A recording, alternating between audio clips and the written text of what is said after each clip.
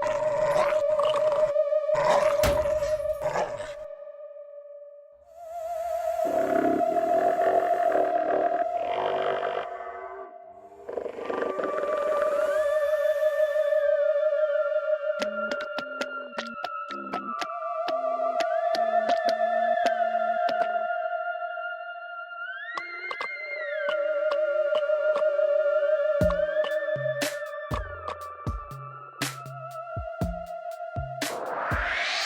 beat of my drum, entertainment.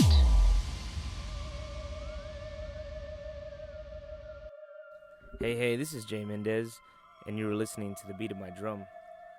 This is episode number 4 of season 2. It's the second part in the October Scary Story series, and we're changing it up here a little bit. This is more of the unexplained, or it might be explained here by the special guest I have here today, retired military Lieutenant Colonel Kenneth D. Jordan. He is the president of the Mufon Unidentified Flying Object Network in the state of Texas.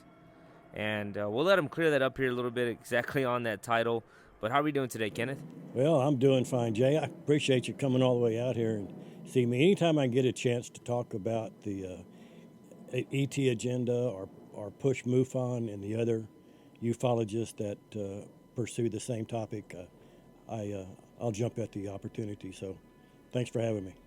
You're welcome. And I see your shirt. It says Texas State Director. So Texas State Director of the Mutual UFO Network. That's correct. Which was established in 1969.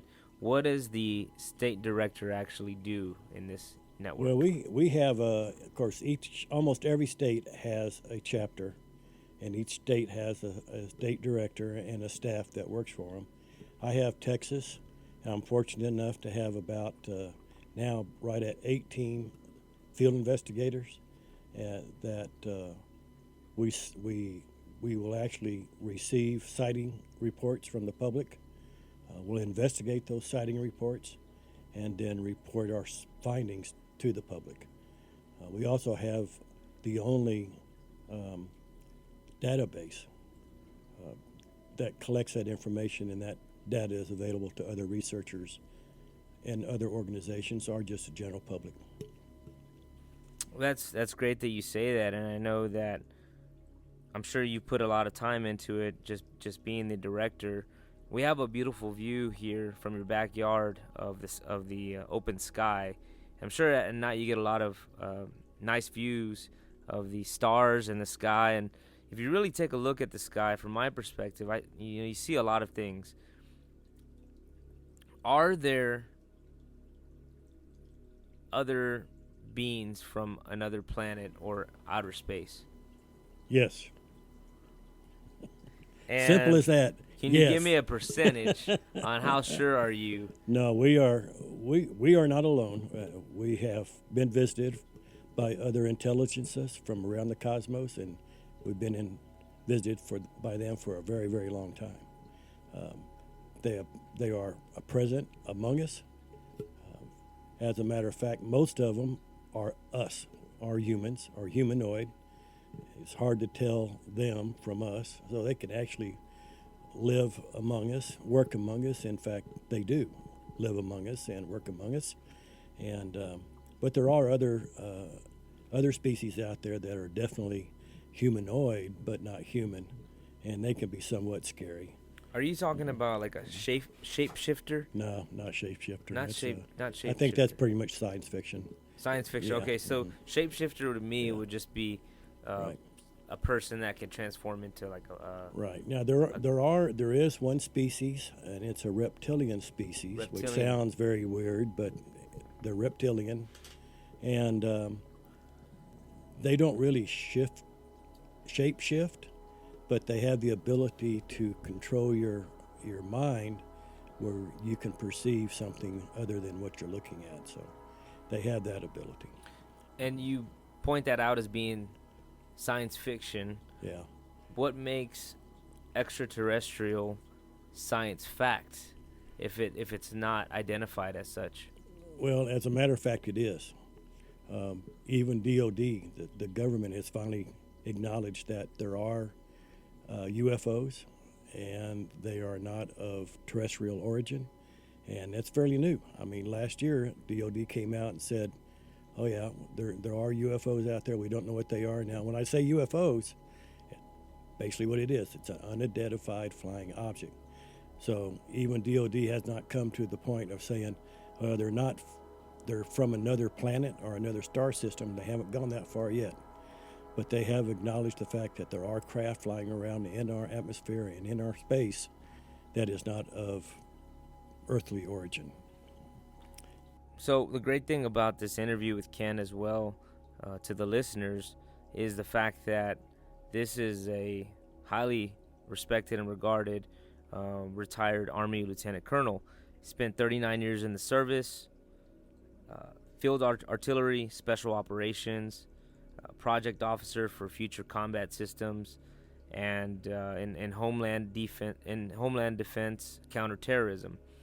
While he was on active duty, he became a member of the Mufon network as a field investigator.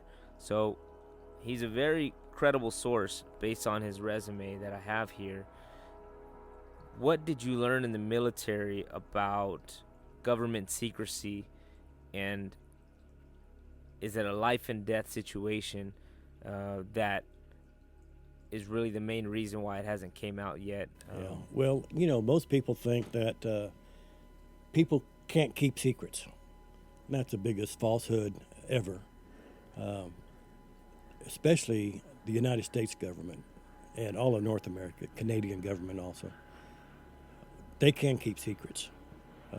Those of us who served any length of time in the service and had any job that was sensitive can tell you that there's things going on in our government that most people don't know about, and we won't tell you about them either because we're indoctrinated to the point that we just don't divulge some information.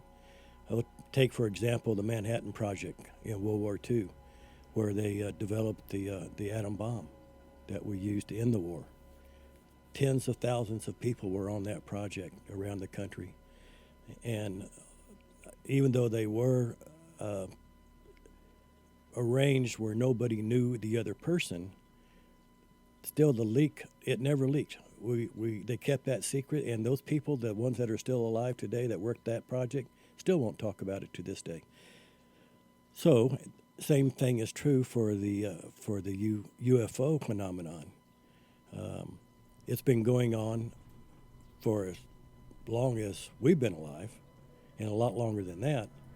And the government's known about it since the 30s, and especially since the 50s, but they just will not divulge what they know, and there's a good reason for that. Those of us who study ufology and would like to see everything disclosed like overnight, so we can do away with fossil fuels and have cure for a lot of diseases, including multiple sclerosis, like my wife has. Right. We would love for that, but it would just destroy our economy.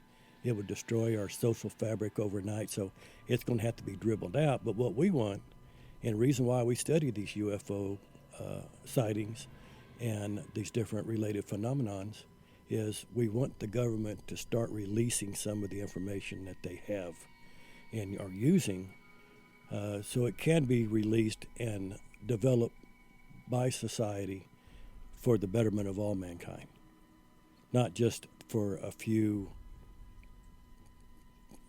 big companies. Right. What particular incident drew you to UFOs? Oh, well, I started when I was a kid. I was probably 13 or 14, and I was a Boy Scout. And I was up near Kerrville at a scout camp, and we were working late one night building a 3-rope bridge for a bunch of scouts that were coming in the next day. And there was 3 of us working on it. We had gasoline lanterns, Coleman lanterns, working out there. And I looked up, and there was these 3 lights above us, disc, watching us. And it apparently scared the bejesus out of the other 2 kids because they started screaming like a bunch of stuck pigs hiding under the cedar trees. Wow. And I was just saying, hey, that's a UFO. Come down here and pick me up. Didn't think much of it, but I knew at that point there was something going on more than what they were telling us. But it really came to a point in my military career towards the end when I was working the Future Combat System, and I had the privilege of working with some people from Skunk Works, from Area 51, different types of people from the aerospace industry that were helping us develop the future combat systems. And I had one guy that kind of got a little bit loose-lipped on White Zinfandel one night at a wine tasting. Don't we all? And No. we were actually talking about politics, and then from politics we got off onto UFOs. And this guy, he kept on shaking his head, and we finally, one of the guys I was with said, "What, you keep on shaking your head? What are you shaking your head about?" He said, "You guys don't know squat about UFOs." Then he came on down in our group, and he said, I know all about UFOs. I've been building them.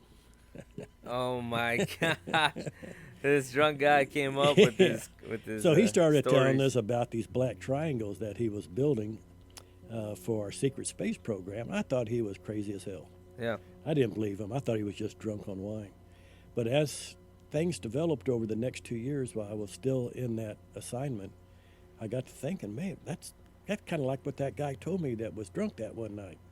So it came to the point where I wanted to know what the truth was. And when I got to San Antonio on my last tour, I was actually contacted by somebody from Mufon wanting to know if I would be interested in becoming a field investigator. We like field investigators that are somewhat skeptics. I kind of shy away from getting anybody who's just a gung-ho, think everything that's in the sky is a UFO type thing. Okay. You need some skepticism to keep you kind of honest. So they approached me because I was a big skeptic. I didn't really believe in it totally, what they were saying was going on. But I kind of wanted to know, so I took the job as a field investigator. And it's been a constant progression from that point on. But I can tell you the ride was quite a ride. I went from a pretty heavy skeptic to a total believer. And if everybody out there would take time to study the facts and the science and the documentation that's out there, the real stuff, not the stuff the crazy people are talking about, it would blow the top of your head off what's really going on out there. So you talk about what's really going on out there, and what is the why? What is the why in the someone from out of this world? Mm-hmm. Have you kind of figured out your own theory of why they do keep coming to our Earth? Yeah, we know why they come here. There's several reasons. A lot of the reasons we don't know.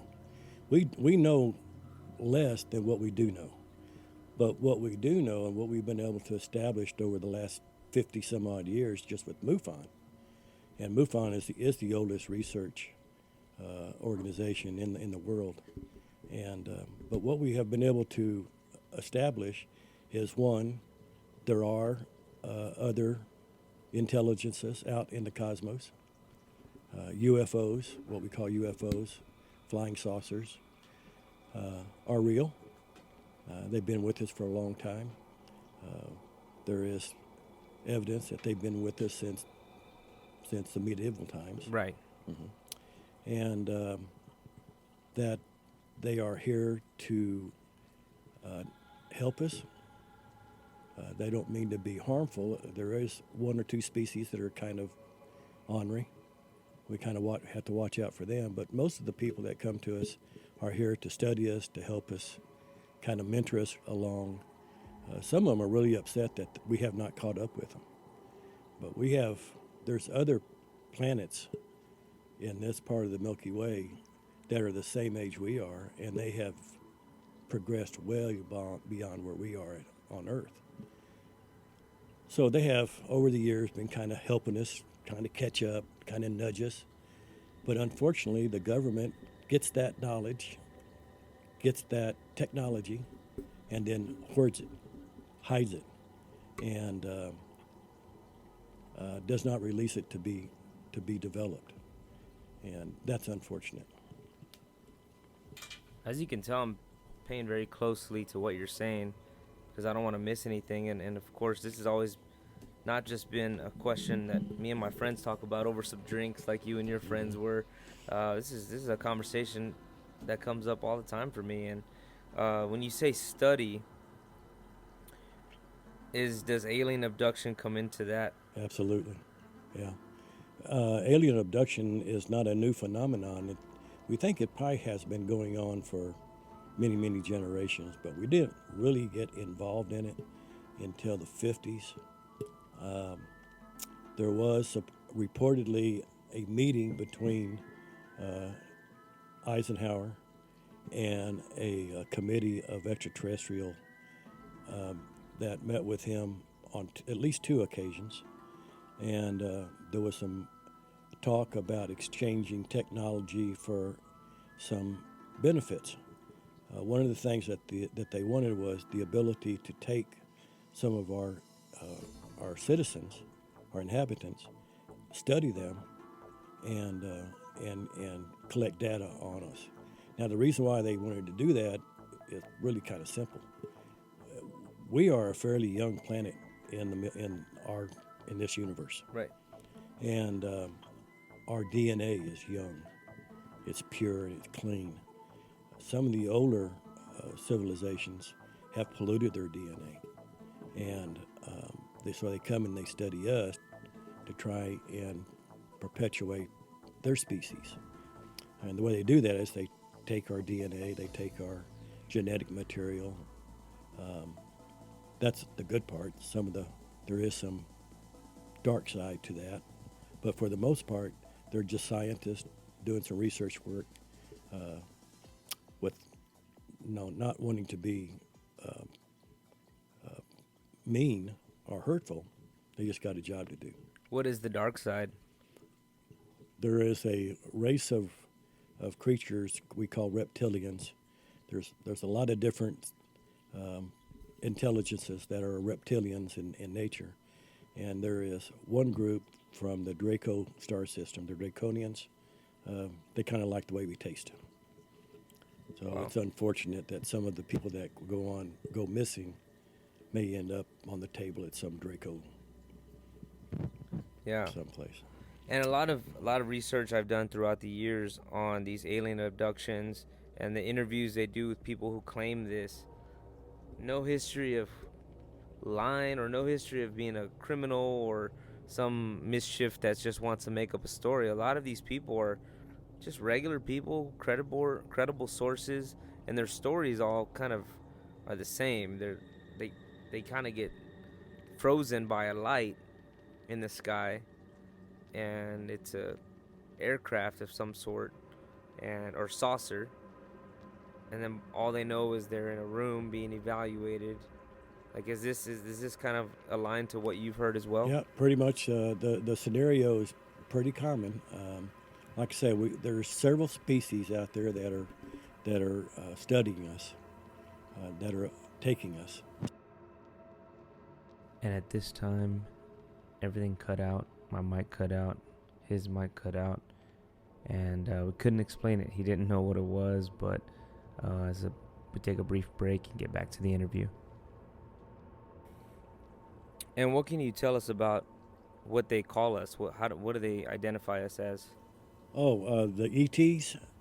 The best that we can make out is we are commonly called Terrans.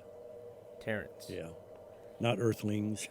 Is that a movie thing? I think Yeah, it's a movie thing. So, and our planet is Terra, and I think you have seen that on movies before. But there is also some talk that some of these movie producers, like Spielberg, some of these other guys, have actually had advisors on their staff that were extraterrestrial humans that influenced their work. I wouldn't doubt it. Spielberg is amazing, and some of these movies that come out. Roddenberry, Yeah, from the Star Trek fame, rumored he had an Andromedan on his staff. So, Like I say, most of the people in this part of the universe are humans just like us. We all came from the same common star system several millions of years ago. And they populated different planets between here and there, and so we have brothers and sisters. You can't tell us apart. You'd have to do a panoramic X-ray just to see who is Terran, who's non-Terran. So. A little bit ago, you brought up President Eisenhower, and was he in the 50s? Yeah, 50s. He was 54 to 60, 61.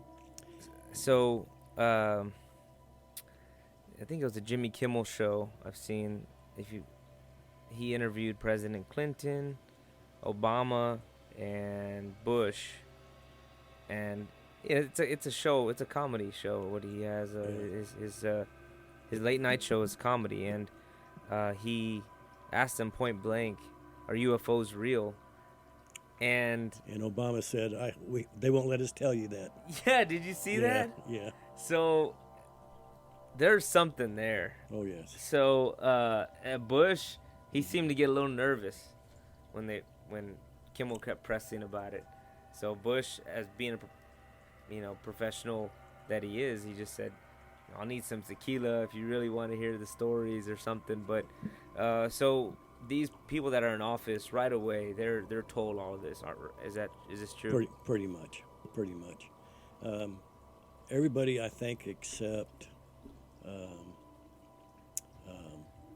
I can't remember which one of the presidents, the peanut farmer. Yeah. He didn't quite go along with the program, so he wasn't cued in, but everybody else was briefed in on it and told what they could say, what they couldn't say. One of the things that I didn't believe, but I believe now, is that there is a secret government behind the government that we all know about. And they're the ones that are controlling things like our secret space program, some of these other black operations that we're hoping that will come out soon. Now that we have Space Force, Space Command, we're hoping that some of these black programs be coming to the surface. We can start getting some disclosure. But for the most part, the presidents don't know exactly what's going on. They know that there is something going on, but they're not totally privileged. We even have one incident where we tried to brief the Secretary of Defense on the extraterrestrial situation, and when he found out what was going on, made some phone calls to like Area 51. Let's use Area 51 as a generic. Made a phone call to Area 51, and he was bluntly told, "Sir, you don't have the need to know." One of the highest guys in our government, and they wouldn't tell him what's going on. Really? Yeah.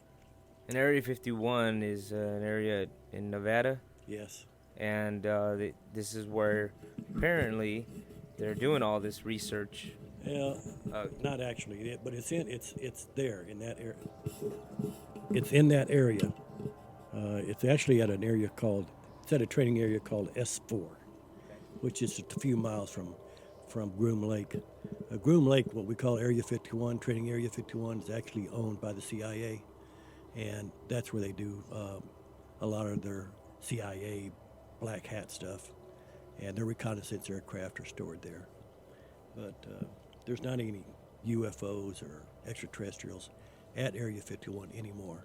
There was at one time, but they've been gone a long time. So going back to during this time, the Roswell incident in Roswell, New Mexico, was this a true incident? Yes. That really did happen? Yes. Yeah, July 7th, 1947. So a lot of people in the local area were out there telling their story about what they saw and what they've heard. Was there really a military crackdown at that time to keep everyone on the hush? Yeah, when the information came to Roswell Air Base, they did a press release saying that they had recovered a saucer. But when the general in charge of that base found out, he had them print a retraction the next day, and they claimed it was a weather balloon. But the crash at Roswell was just one of three that happened within a couple of weeks of each other. That was what we consider three gifts from our benevolent friends. Yeah. Gave us three craft that we could reverse engineer. And we've been reverse engineering crashed craft from different civilizations ever since then. Based on the readings, the aliens, the way they're drawn out and portrayed now, is that how those particular aliens were found? Yeah, the ones that they found in Roswell we call the Greys. We're not real sure if the crew on the Roswell craft were the small sentient Greys, but most of those big black-eyed gray aliens that people see in their abduction experiences are, they're, for lack of a better term, they're androids. They're non-sentient beings. They actually work for another species of gray alien, which is, normal size. But yeah, those are the guys that doing most of the work. That's the ones that most people see. Are these nice guys? Are these nice aliens? Or? Yeah, most of them. But they're programmed to do different tasks. So if they're programmed to be benevolent, they'll be benevolent. If they're programmed to be bad, they'll do bad stuff. Right. Most of them are programmed for like flying the craft or taking data samples or picking people up and bringing them up to the craft for an examination, that type of stuff. Wow. Whew. Let's take it locally here. So I'm in North San Antonio. Is this Bexar County? Yes, right, just barely in Bexar County. North Bexar County. I'm from Medina County, which is south of Bexar. What do you know about the local area and UFO sightings? Well, not far from here, out towards Spring Branch area. Spring Branch, yeah. We get a lot of sightings of black triangles out there. We get a lot of sightings of black triangles from Medina County, and we get them from down around Pleasanton. Is Pleasanton in Medina County, or I can't remember which county they're in. Atascosa's down there. Atascosa, yeah. So around Pleasanton, out over Medina, and out north of town, and over by Lackland Air Force Base where the Lackland Annex is, out in that area, we get a lot of sightings of black triangles there. Are black triangles UFOs? Well, right now, technically they are, because they have not officially been declared by the government as being man-made. But most of the black triangles that we see and are being reported are made by us. They're a part of our space fleet. And, so they're from a local Air Force Base or something? Yeah, I think there's some connection with Medina Base. I could be way off, but that's just my own, because there's so many sightings of those things that are in close proximity to Lackland and Medina Base. Right. But there's basically three different type black triangles that the Air Force has. The ones that most commonly seen is a regular reconnaissance craft. It's about 60 feet on each side. But there are some support craft. There's a support craft that's as big as 300 feet on the side. And are these crafts that are there 1 second and they dart out like they hang in space. They'll come down here to be rearmed, refit, get repairs. Most repairs are done in orbit from one of our four support craft. We have four aircraft carrier size support ships up there that take care of the space fleet. So there's no aliens in these crafts? Oh yeah, there's some in them. Wait, there's aliens in those crafts? Yeah, the ones that helped us develop it sometimes are part of the crew. Wow. So I'm in Medina County, and yeah, you're right. We're always looking up in the sky. It's clear and see things in the sky, and just to have fun. You say it's a UFO, but most of the ones that we see here have regular people in them, pilot, co-pilot, and we think there's like a 3-man crew. Humans and aliens together? Well, not in our reconnaissance craft, okay, but on the support craft up in orbit, we will have some some help with technical support from um, some of the species that help us develop the craft to begin with. I think the cool thing about the whole alien thing is you rarely hear any bad stories.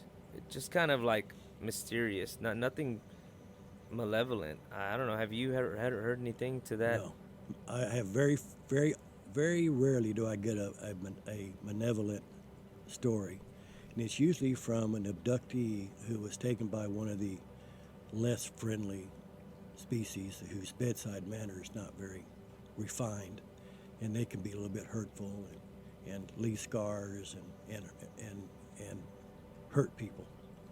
Again, that's not what their intent is, but because of their personality, I think that's what happens. There is an exception, and that's what the Draconians. Draconians are just bad. What kind of aircrafts are they on?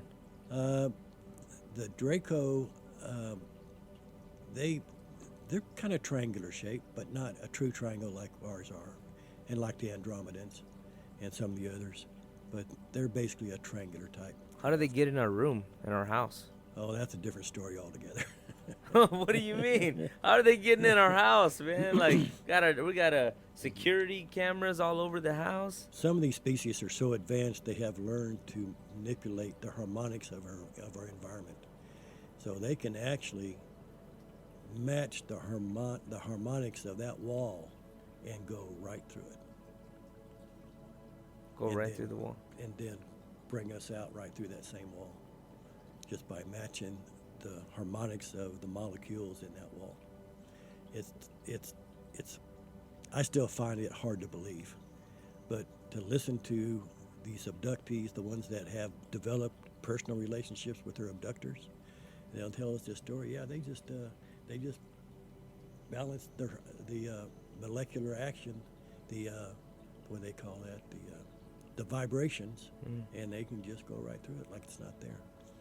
These are extremely advanced species, though, that can do that.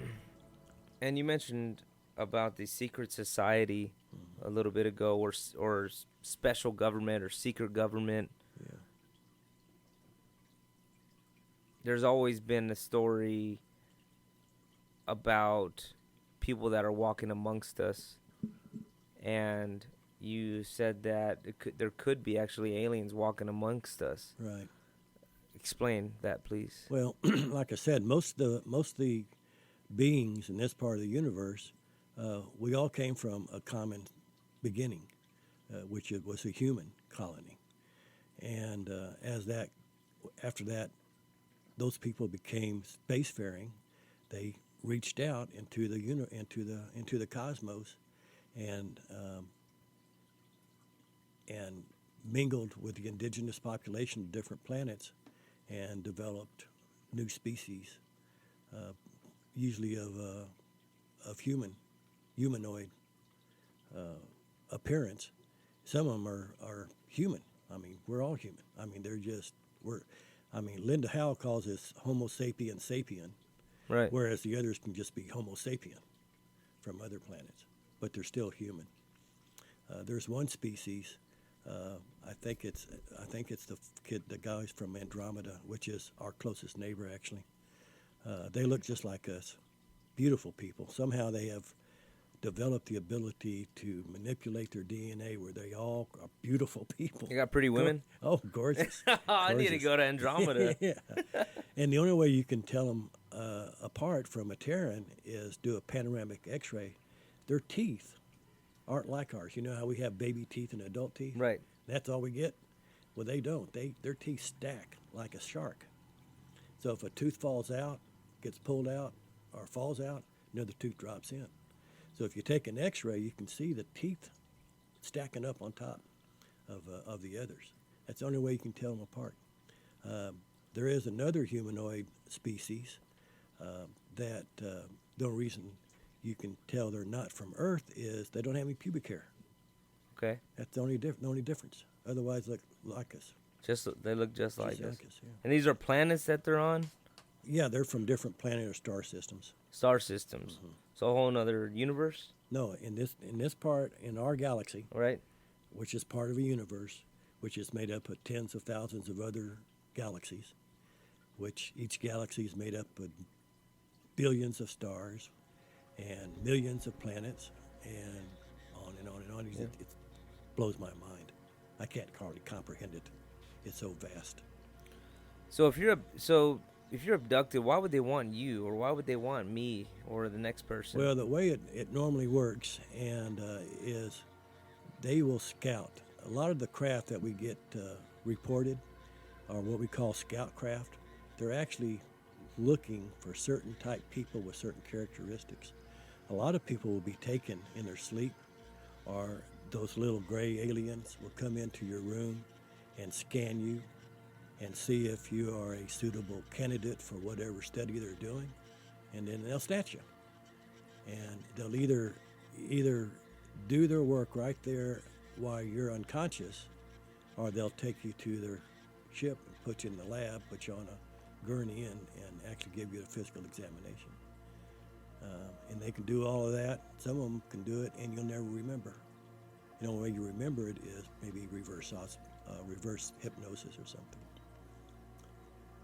But they're looking for certain things, and they look for people with the characteristics that have those things, and that's the ones they will abduct, and sometimes they will abduct them over and over and over again for the whole life. How do they view Earth? They love it. They love Earth. This is the biggest tourist attraction on this side of the universe. Is it really? We got the most beautiful planet Right. in this part of the galaxy. So it's a vacation spot for a lot of them. Yeah. They come here to get away from it. And Go what- to Las Vegas and play the tables. No, Wow. I'm serious as a heartbeat. What do you mean? Yeah. So they'll kind of transform into something. No, they are humans. they just put on regular clothes, a pair of sunglasses, And go to hit the Vegas tables. and have Yeah. fun. Yeah. What are their planets like? Well, I know there is a species that lives out in Nevada on Nellis Air Force Base. We call them the tall whites. They don't look human. They're humanoid. Pretty well advanced technology-wise. But their planet is warm, desert type. So that's why they like living out in the desert of Nevada. Are they aware that they're aliens? Oh yeah, they've been there for about 800 years. But they live a life and then die. They live to be about 400 to 600 years old. And the older they get, the taller they get. So at the end of their life, they're 7.5, 8 foot tall. I haven't seen any of those guys. They keep pretty well hidden. But the ones that, the younger ones, Yeah. that are 5, 6 foot, they love Vegas. They're 30 miles from Las Vegas. Right. And they live primarily underground. A lot of them work out at Area 51, out at S4, and but they live underground out there in Nellis in the mountains that skirt the range. And they'll get dressed up on Friday night. They put on a wig and a pair of sunglasses, put on makeup, because they're very pale in color.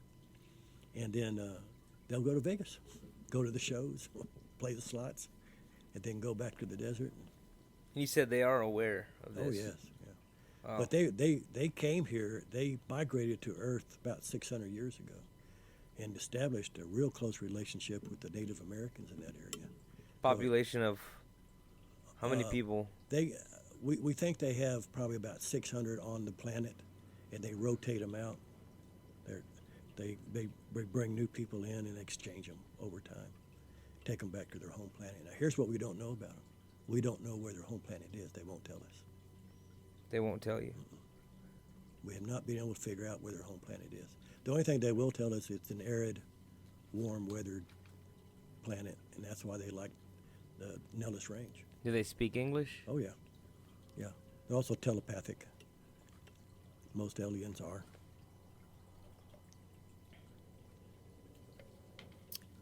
And they're very protective of their children. If you get close to their children or threaten their children, they'll kill you. Really? I mean, without hesitation.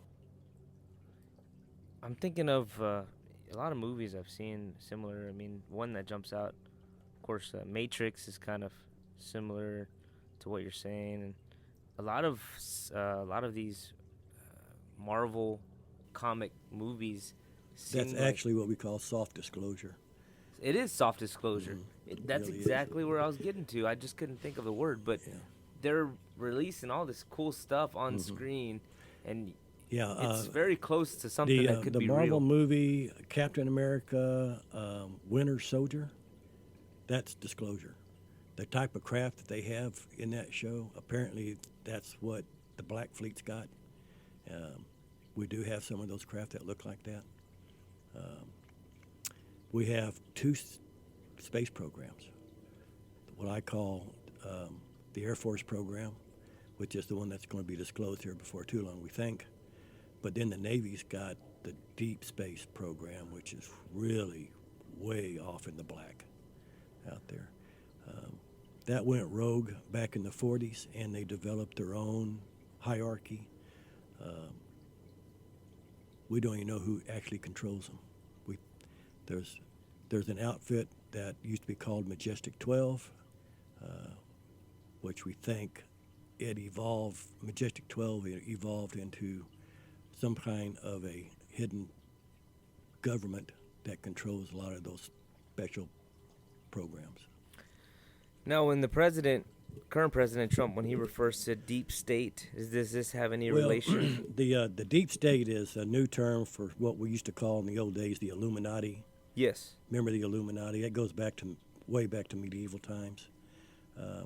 But all the deep state is just it is a collection of different cabals of society of the economy, like the pharmaceutical cabal, the banking cabals, the oil cabals. It's a real thing. The religious cabals, medical cabals. All those cabals together make up what we collectively call the deep state, and are the one worlders, the people that want a one world government. Different names. You know who reminds me of that could be an alien? I like him, but Fauci seems Dr. Fauci just seems like he is something else. But that's off topic. Yeah. Yeah, that's a different topic altogether. Just Yeah. him alone. Yeah. Yeah. So you talk about Mufon. What does the government think of Mufon, and have they I recognize Well, there was them? a lot of rumors floating around about 5 years ago that Mufon was a government agency, which is not true. We're not supported by the government. We take no funds from the government. We don't work for the government. I'm sure they tap into our database, but the database is open to the public. Anybody can get in there and use it. Tom DeLong uses our database quite a bit, and so it's out there to be used. But the only thing that I think the government is concerned about Mufon is we know what's going on, and they're afraid that we're going to push disclosure too quick and force disruption of the economy and our society. I would like to see disclosure happen overnight, all that stuff come out so we can start using it, but it would totally wreck this whole planet, overnight, and I don't know if we could recover. The economy. The economy and our society. It would disrupt our religious concepts. Beliefs, yeah. From all the major religions, not only Christianity and Judaism, but all of them would be. The Buddhist probably wouldn't be hurt so bad because they already kind of figured out what's going on. But The reincarnation all stuff. that kind of stuff, yeah. That sounds like some alien stuff anyway. Yeah. But so it would kind of wipe out all the theories of how everything started, and Yeah, it would. It would cause us to rearrange the way we think. I okay. will tell you this: the extraterrestrials, the aliens that are out there that have been visiting us, are very religious. They're very religious, and they don't understand why we have so many different religions on this planet. And I remember listening to an interview from a lady who claimed he was from Andromeda, had been living on our planet most of her life. And what they didn't understand in her society was, one, how come we had so many religions? that really confused her. But she did go on to say, said, but we're not concerned about it. Said, everybody on the planet believes in the same God, the same supreme being, so you'll be fine. So you've heard an interview with someone who's from Andromeda. Oh yeah. I've listened to. I wish I could have talked to him myself, but I've heard recordings of interviews from people from different systems. What planet are you from? I'm from Mars. Men are from Mars. No. Women are from Venus. Like, you're giving me all this good information, and in the back of my mind, I'm thinking, wait a minute, I see what he's trying to do here. Yeah. No, if you take time to really research the subject, it is so vast and so deep. It will actually blow your mind. There was about a year that I couldn't sleep when I started waking up to what was going on. Not only in our government, but in the Army that I love so much, that I gave half of my life to. What was going on there? It's scary. And right now, with all this turmoil that's going on politically, I don't know which way it's going to go. But that's scary. But we always used to say you can't connect ufology with religion. You can't connect ufology with politics. But it is science. It is, but they are all interrelated. So they touch each other. We touch the paranormal a little bit. We don't get into paranormal that much, but there is some paranormal connections between the paranormal and ufology. Bigfoot is a good example. Right. Bigfoot, we think, is an ET. We're getting more and more reports about seeing Bigfoot getting on a flying saucer and leaving, or coming through a portal. So just left here to make a site to be seen by someone, and then... Yeah, we had one guy said to their pets. So they it's like we put your dog outside at night. Huh? Well, they put their Sasquatch out on Earth for the night, and then they pick them up and take them back. So. Hey, I could see that happening. Wow. Crop circles, are they real? Well, Linda Howe thinks they are. We've seen an awful lot of fake. She will tell you that she investigated more fake crop circles than the ones they couldn't explain.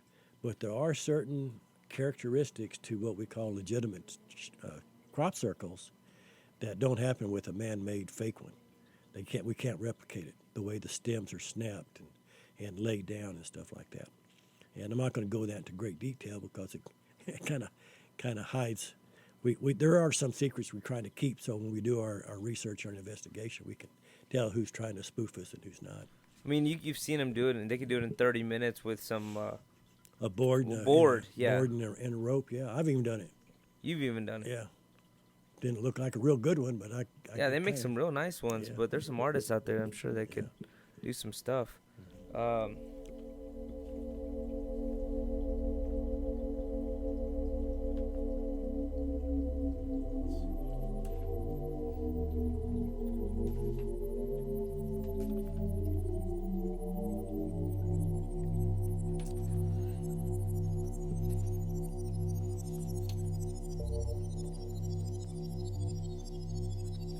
Touch on a couple things and then we'll wrap it up. Okay.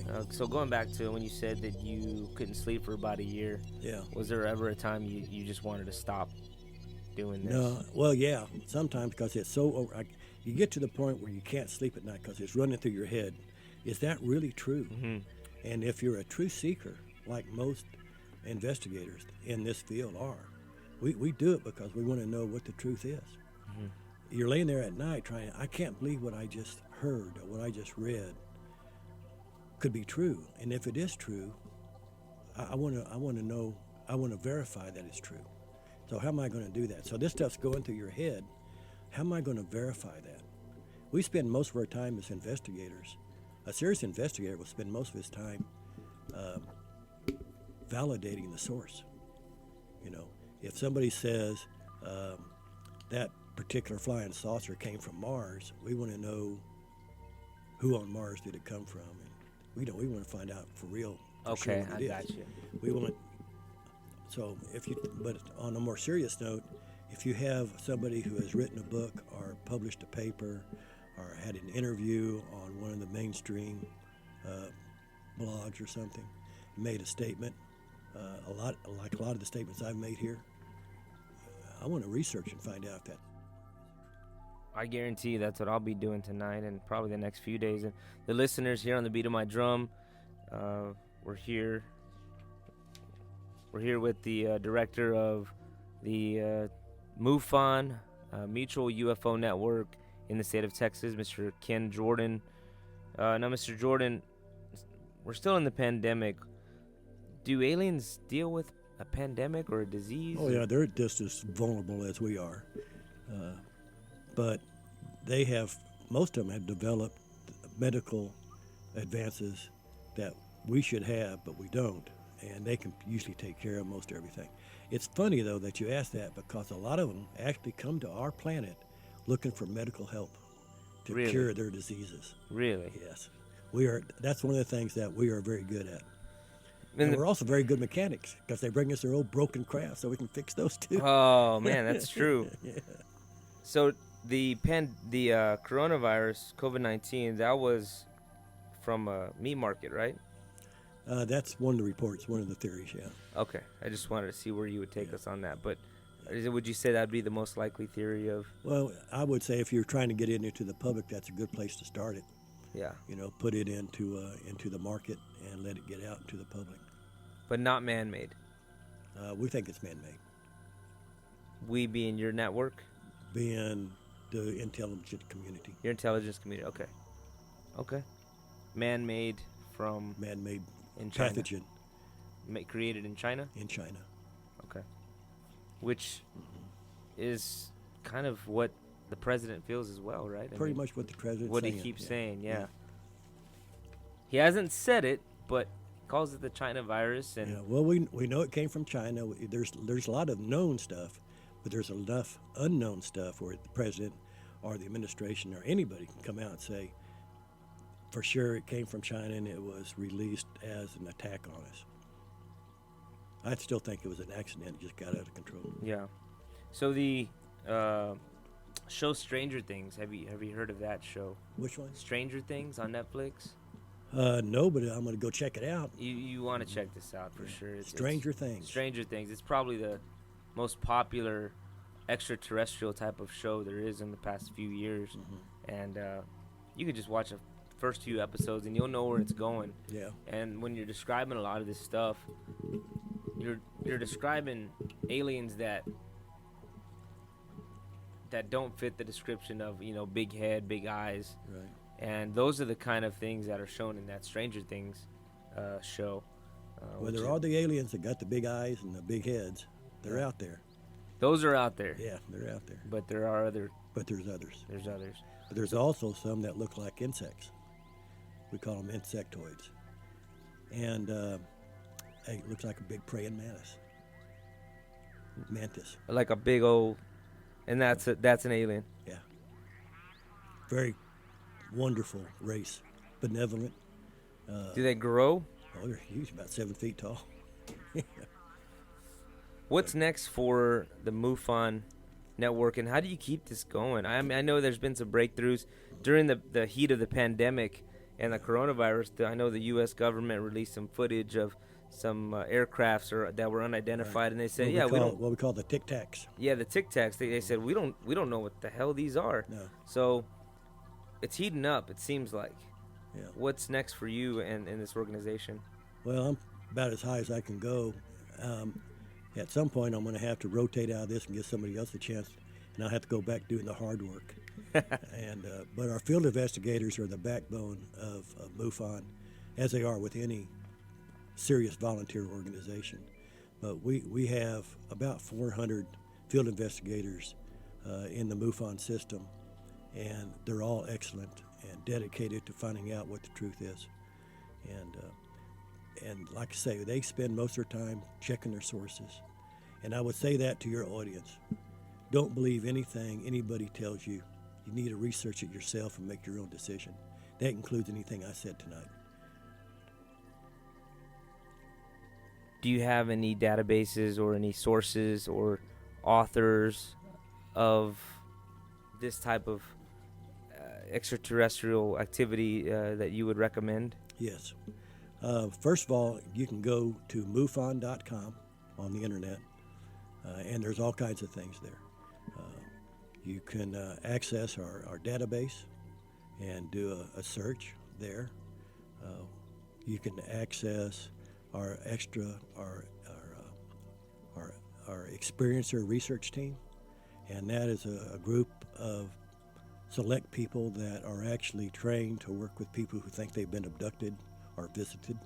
I happen to be a member of that team, and there's some of the world leading researchers in abductions is on that team. The niece of Barney and Betty Hill, the abduction from '61, which made it real famous. I don't know if you've heard of the Barney and Betty Hill, but their niece is the team leader for the ERT. And but you can go to MUFON.com and start poking around there. But it's just as easy. There's so much information out there on the web. You can just type in your search engine a topic that you're interested in. Like my specialty is the secret space program. That's what got me involved in this MUFON thing to begin with. So I spent a lot of time researching that. Type in secret space program, see what comes up. But again, regardless of what you read or see, take time to figure out who wrote it, where did it come from. Because there are a lot of people out there that are either doing it for the money or for the fame or who knows what.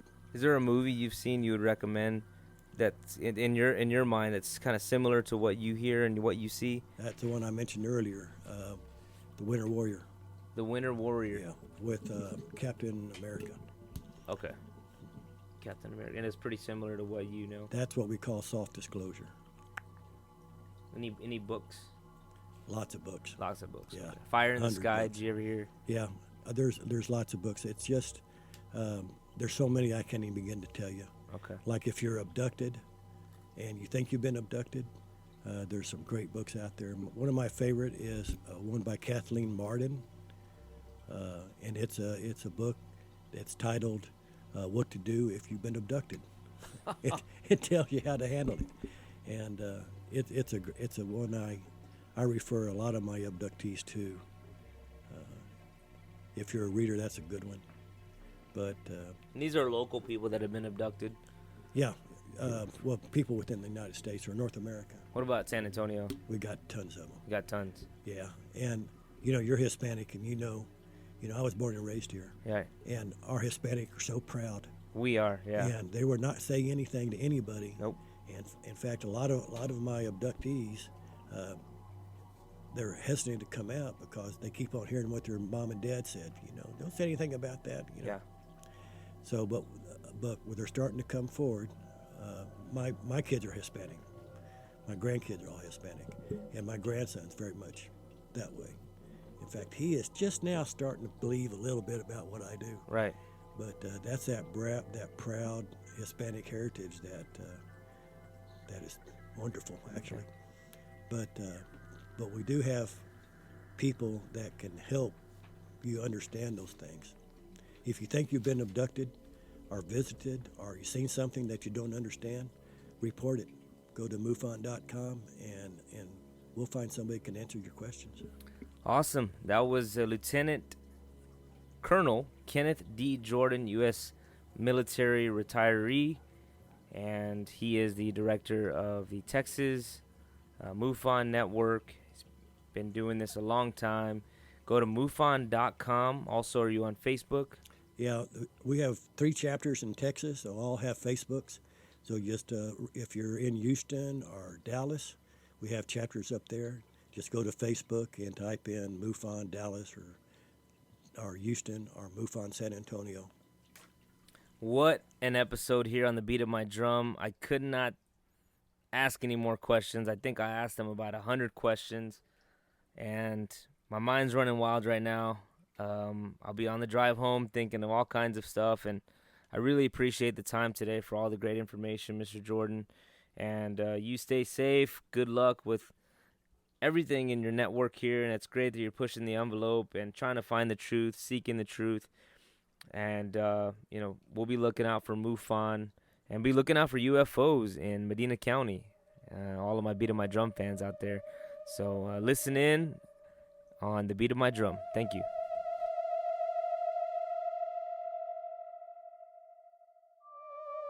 And that wraps up part 2 of the October Scary Story series. Thank you for listening. Please follow us on Instagram and Facebook under @TheBeatOfMyDrum. Talk to you soon, and remember, always march to the beat of your own drum. The Beat of My Drum Entertainment.